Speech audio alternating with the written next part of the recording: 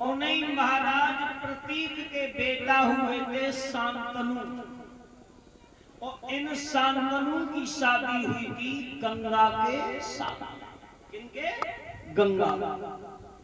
और जब गंगा के साथ में इनकी शादी हुई तो शादी होने के तत्पश्चात गंगा से जब शादी हुई तो शादी होने से पहले इनसे एक शर्त रखी गई थी।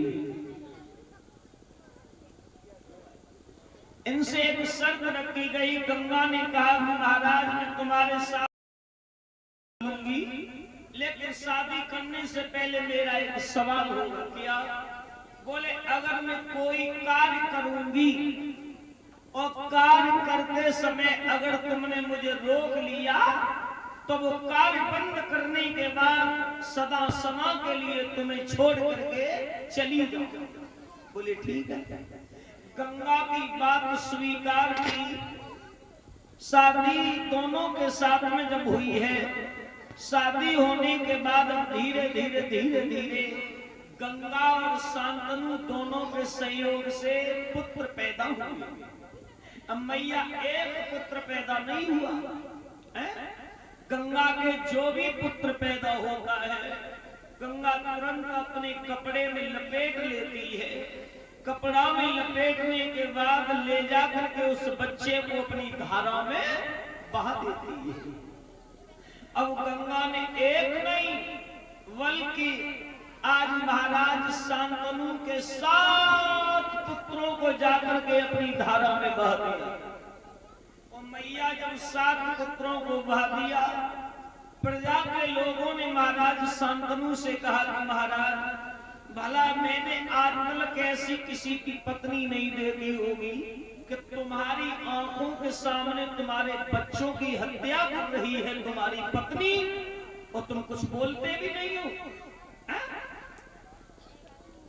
शांतनु महाराज बोले प्रजा के लोगों, अगर दोबारा मेरी पत्नी के पुत्र पैदा हो तो मेरी पत्नी महलों से निकल न पाए उससे पहले मेरे पास खबर करवा दे। बोले ठीक है। अब जब इंतजार हुआ, इंतजार होने के बाद फिर गंगा के 8वां पुत्र पैदा हुआ। तो गंगा का तो वही नियम था, 8वें पुत्र को कपड़ा में लपेट करके लेकर के चली। महाराज शांतनु को पता चल गया। महाराज शांतनु पीछे पीछे पीछे पीछे गंगा के चले गए, और जब चले गए आगे बढ़े, गंगा उस बच्चे को ले जाकर के बहाना ही चाहती थी। तब तक महाराज शांतनु चीख करके बोले गंगा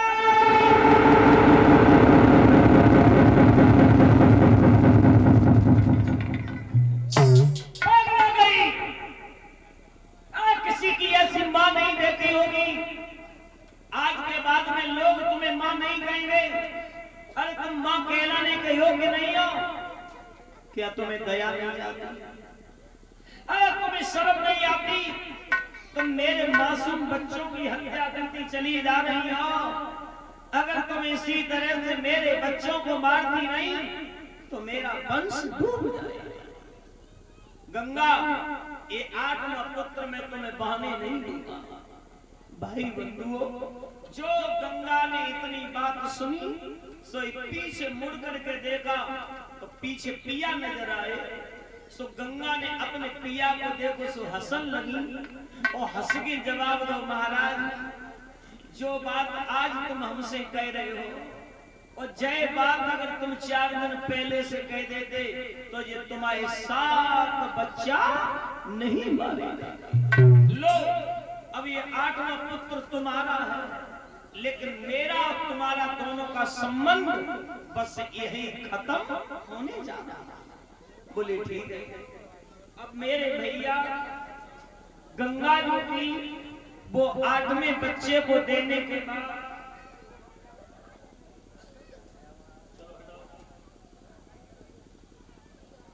8वें बच्चे को धीरे धीरे धीरे धीरे भाई हुआ।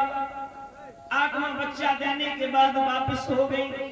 अब भाई 8वां बच्चा जब धीरे धीरे कुछ बड़ा हुआ तो उस गंगा ने ही उस बच्चे का नाम रखा क्या? देवव्रत। और जब धीरे धीरे धीरे धीरे देवव्रत बड़े हुए तो पालन पोषण करते रहे, गंगा चली गई। एक दिन राजा शांतनु को घर में मनु ना लगे, और जवाब तो मैया सत्य है कि पहले के राजाओं का मन जब घर में नहीं लगता था तो ये जंगल की ओर शिकार खेलने के लिए चले जाते थे। एक दिन राजा ने तुरंत ही घोड़ा को तैयार करवा हुआ है, और घोड़ा को तैयार करवाए के बाद जब जंगल की ओर शिकार खेलने को बड़ो है, तब बताओ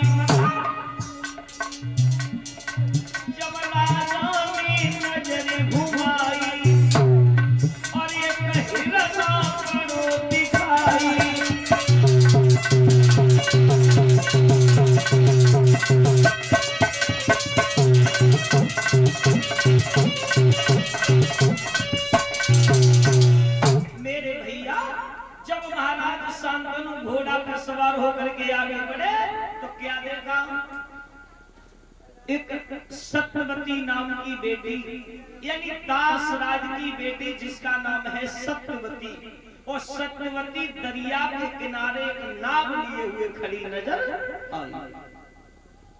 और जब सत्यवती को महाराज शांतनु ने देखो, घोड़ा को वृक्ष से ले जाके बांधो है, और घोड़ा को वृक्ष से बांधने के बाद में जब सत्यवती के पास पहुंचे और जवाब दो, देवी एक बात तो मैं पूछे, बोले पूछो। आप एक बात बताओ, जो दरिया के किनारे यहाँ पे जो खड़ी हो नाव लिए, तुम्हारा काम क्या है? बोले मेरा काम सिर्फ इतना है कि अगर कोई यात्री आता है तो हम इस पार से पल्ली पारों से छोड़ देते हैं। महाराज शांतनु बोले अगर आज तुम्हें बुरा न लगे तो आज हम तुमसे कुछ बात कह ले। बोले कौन? बोले महाराज जब बताओ, इसमें कोई बुराई नहीं होती है कहने में, कह लो। बोले जब बताओ, अगर बुरा न मानो तो कहें। बोले कहो। बोले मैं तुम्हारे साथ अपनी शादी करना चाहता हूँ। क्या शादी? सत्यवती ने जवाब दिया, महाराज जा बात के बारे में हम तुम्हें बिल्कुल भी निर्णय नहीं दे सकते। क्यों? क्योंकि जब तक बेटी अविवाहिता होती है, जब तक बेटी की शादी नहीं हो जाती है, तब तक वो माता और पिता की अधिष्ठा में जीती है, तब तक वो माता और पिता के कहे पे होती है। अगर मेरे पिताजी तुम्हारे संग शादी कर दें तो मैं तैयार हूँ शादी करवाने के लिए, और अगर वो नहीं हुए तो मैं तुमसे पहले से नहीं कहूंगा। महाराज शांतनु दासराज के आश्रम पे जाकर के पहुंच गए। आश्रम पे जाकर के उन्होंने बड़ा स्वागत किया, सम्मान किया। दासराज ने पूछा कि ये हस्तिनापुर के नरेश, आज तुम्हारा आगमन कैसे हुआ? बोले हम इसलिए आए कि आप अपनी बेटी की शादी मेरे साथ में कर दीजिए।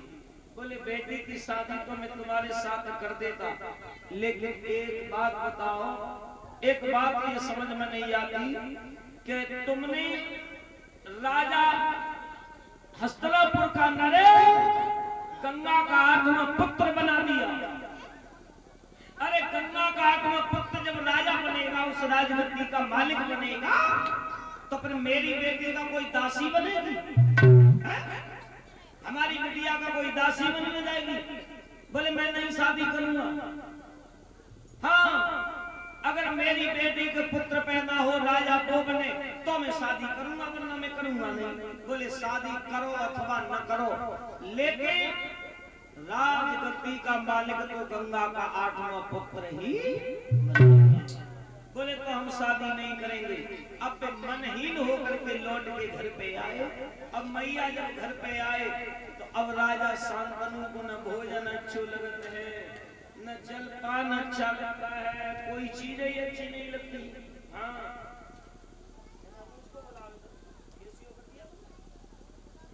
नहीं तो पहले ये काम जरूरी है, अब ये नहीं करो।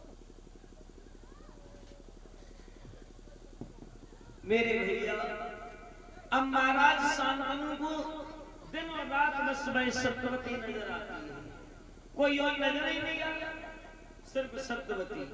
लेकिन एक बात